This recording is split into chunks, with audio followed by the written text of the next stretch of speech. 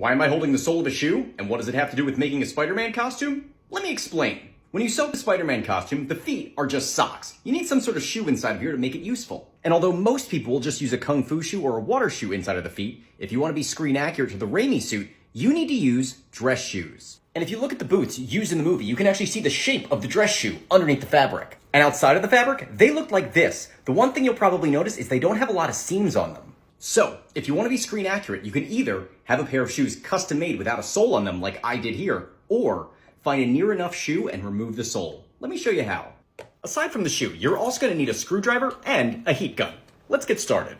You first want to start out by applying heat to the toe of the shoe. Then, using your screwdriver, apply leverage to try and create a small gap. You can use this gap to start to try and wedge it open. Use more heat and your screwdriver to slowly widen that gap. Use your hands then to start wrenching the sole away from the shoe. Once you start getting it separated, aim your heat gun in between the sole and the shoe in order to really loosen up that adhesive. Once it's warmed up, you can really start to wrench it. Put it on your hip, put it between your legs, and really just wrench at the sole of the shoe to try and pull it off. Then, more heat, more pulling, and eventually, you're gonna have your shoe separated. If your sole was partially tacked on, make sure you take a hammer and flatten out all those tacks. And there you go.